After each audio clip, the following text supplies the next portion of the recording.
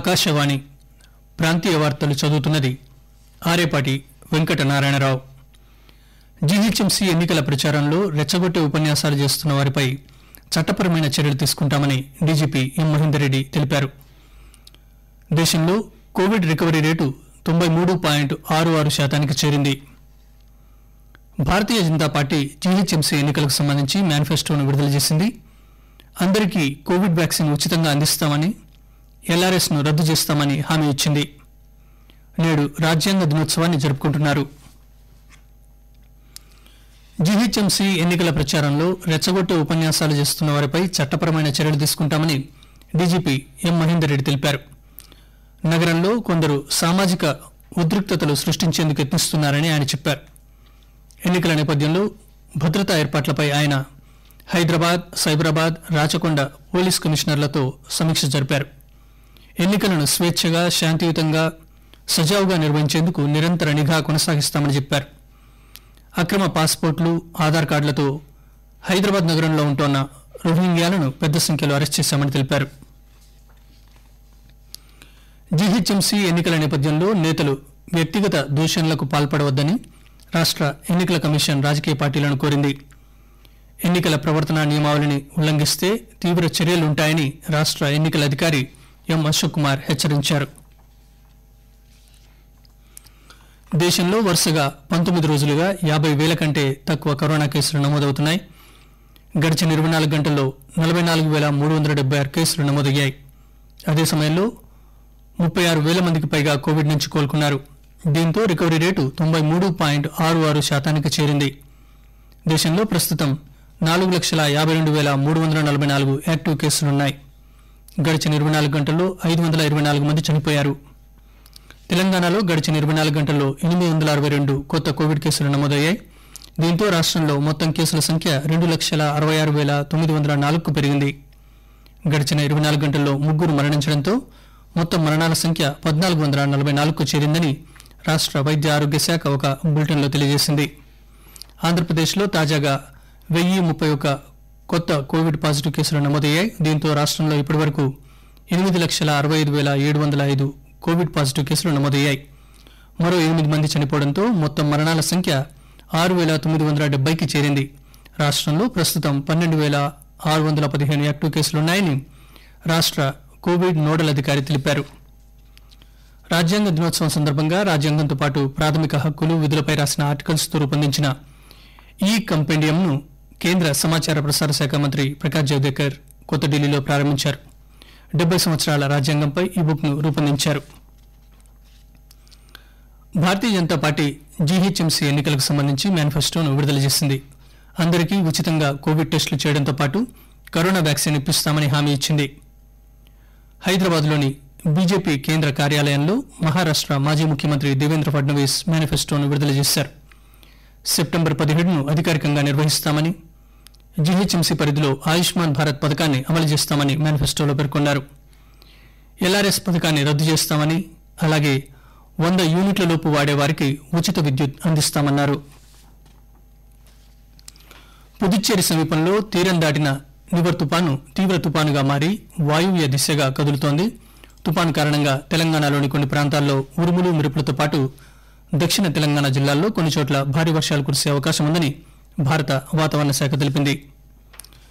నివర్ తుపాను ప్రభావంతో భద్రాద్రి జిల్లాలోని పలు ప్రాంతాల్లో చిరుజల్లులు కురుస్తున్నాయి. వాతావరణం అనుకూలించే వరకు వరి పంట కోతలు నిలిపివేయాలని వ్యవసాయ శాఖ అధికారులు రైతులకు సూచించారు. ఆకాశవాణి ప్రాంతీయ వార్తలు వింటున్నారు. కోవిడ్-19 నుంచి రక్షణకి 3 మంత్రాలు. మాస్క్ తప్పక ధరించండి, 6 అడుగుల దూరం తప్పనిసరి, గుర్తుంచుకోండి, ముఖాన్ని తాకకండి, చేతులు శుభ్రంగా ఉంచుకోండి.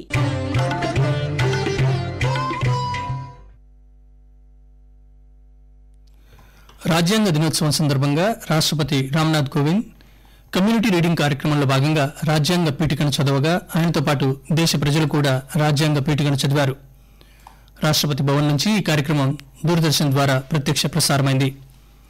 భారత రాజ్యాంగం రాజ్యాంగ సభ ఆమోదం పొందిన సందర్భంలో దృష్టిలో ఉంచుకొని రాజ్యాంగ దినోత్సవం జరుపుకుంటున్నారు. రాజ్యాంగ దినోత్సవం సందర్భంగా గవర్నర్ డాక్టర్ తమిళసై సౌందరరాజన్ రాజ్భవన్లో ప్రత్యేక కార్యక్రమం నిర్వహించారు. రాజ్భవన్ సిబ్బంది చేత రాజ్యాంగ దినోత్సవ ప్రతిజ్ఞ చేయించారు. భారత రాజ్యాంగాన్ని స్ఫూర్తిగా తీసుకుని ఉద్యోగులు తమ విద్యుక్త ధర్మాన్ని పాటించాలని ఆదిలాబాద్ జిల్లా కలెక్టర్ సిక్తా పట్నాయక్ అన్నారు. భారత రాజ్యాంగ దినోత్సవం సందర్భంగా కలెక్టర్ కార్యాలయంలో రాజ్యాంగ నిర్మాత బిఆర్ అంబేద్కర్ చిత్రపటానికి పూలమాలలు సమర్పించి నివాళులర్పించారు. రాజ్యాంగ రచనలో డాక్టర్ బిఆర్ అంబేద్కర్ దార్శనికత నేటికీ సజీవంగా ఉందని రవాణా శాఖ కమిషనర్ ఎంఆర్ఎం రావు శ్లాఘించారు. రవాణా శాఖ కేంద్ర కార్యాలయంలో భారత రాజ్యాంగ దినోత్సవాన్ని పురస్కరించుకుని ఆయన మాట్లాడారు. భారత రాజ్యాంగ దినోత్సవం సందర్భంగా భద్రాద్రి జిల్లా కలెక్టరేట్లో జిల్లా collector doctor MV Reddy Ambedkar చిత్రపటానికి పూలమాలలు వేసి సిబ్బంది చేత ప్రమాణం చేయించారు. భద్రాద్రి కొత్తగూడెం జిల్లాలో కేంద్ర ప్రభుత్వం ప్రవేశపెట్టిన ప్రధాన్ మంత్రి కౌశల్ వికాస్ యోజన ద్వారా శిక్షణ కేంద్రాలలో శిక్షణ తీసుకుని పలువురు వివిధ కంపెనీల్లో ఉద్యోగాలు సంపాదించుకుంటున్నారు. మణుగూరుకు చెందిన గీత స్కిల్ డెవలప్మెంట్ కోచింగ్ తీసుకుని స్వయం ఉపాధిగా బిజినెస్ స్టార్ట్ చేసి తమ కుటుంబాన్ని పోషించుకుంటున్నట్లు ఆకాశవాణికి తెలియజేశారు. నా పేరు గీత. నేను డిగ్రీ కంప్లీట్ చేశాను. జాబ్ సెర్చింగ్ అనేది ఇప్పుడున్న పరిస్థితుల్లో కష్టంగా అనిపించింది. అయితే పిఎం కౌశల్ వికాస్ ద్వారా 40 డేస్ సెల్ఫ్ ఎంప్లాయ్మెంట్ కోచింగ్ తీసుకున్నాను. నాకు బిజినెస్ కి సంబంధించి కోచింగ్ ఇవ్వడంతో నేను సొంతగా షాప్ పెట్టుకుని నడుపుతున్నాను. మాలాంటి నిరుద్యోగులకు స్కిల్ డెవలప్మెంట్ కి సంబంధించి కేంద్ర ప్రభుత్వం ఫ్రీ కోచింగ్ ఇవ్వడం చాలా ఉపయోగంగా ఉంది. శీతాకాలంలో ప్రజలందరూ కరోనా పట్ల అప్రమత్తంగా ఉండాలని జగిత్యాల మున్సిపల్ కమిషనర్ మారుతి ప్రసాద్ తెలిపారు. ఆయన ఆకాశవాణితో మాట్లాడుతూ పట్టణ ప్రజలు జాగ్రత్తగా ఉండాలని చెప్పారు. Maruti Prasad, municipal commissioner Jagtial. ప్రస్తుత శీతాకాలం ప్రారంభమైంది. దీంతో పాటు కరోనా ఉధృతి కూడా ఎక్కువ అవుతున్నది. కావున పట్టణ ప్రజలందరూ కూడా అవసరమైతే తప్ప ఇంటి నుంచి బయటకు వెళ్ళకూడదు. అలాగే వెళ్లిన ప్రతిసారి మాస్క్ ధరించాలి. ఒకరికొకరికి సోషల్ డిస్టెన్స్ మెయింటెనెన్స్ కూడా తప్పకుండా చేయాలి. ప్రధానమంత్రి నరేంద్ర మోదీ ఆకాశవాణి ద్వారా తన మనస్సులోని భావాలను దేశ ప్రజలతో పంచుకునే మన్ కీ బాత్ కార్యక్రమం వచ్చే ఆదివారం 11 గంటలకు ప్రసారమవుతుంది. ఇది 71వ సంచిక. ఆకాశవాణి, దూరదర్శన్ నెట్వర్క్లు, ఏఐఆర్ న్యూస్ వెబ్సైట్ www.newsonair.com మరియు news on air mobile app పైన ఈ కార్యక్రమాన్ని మీరు వినవచ్చు. ఈ అనువాదం సాయంత్రం 8 గంటలకు పునఃప్రసారమవుతుంది. నిర్మల్ జిల్లాలో పారిశ్రామిక రంగానికి, వీధి వ్యాపారులకు సకాలంలో రుణాలు అందజేసి వారి ఆర్థిక అభివృద్ధికి పాటుపడాలని జిల్లా కలెక్టర్ ముషారఫ్ ఫారూఖీ బ్యాంక్ అధికారులను ఆదేశించారు. కలెక్టరేట్ సమావేశ మందిరంలో బ్యాంకర్ల సమన్వయ కమిటీ జిల్లా స్థాయి సమావేశంలో ఆయన పాల్గొన్నారు. జీహెచ్ఎంసీ ఎన్నికల సందర్భంగా ఆకాశవాణి హైదరాబాద్ కేంద్రం ప్రాంతీయ వార్తా విభాగం ఎన్నికల ప్రత్యేక కార్యక్రమాల సిరీస్ ను సమర్పిస్తోంది. ఈ కార్యక్రమాన్ని ఆకాశవాణి హైదరాబాద్ కేంద్రంపై ఈ రోజు నుంచి 3 రోజుల పాటు ప్రతిరోజు మధ్యాహ్నం 2:30 గంటల నుంచి వినవచ్చు.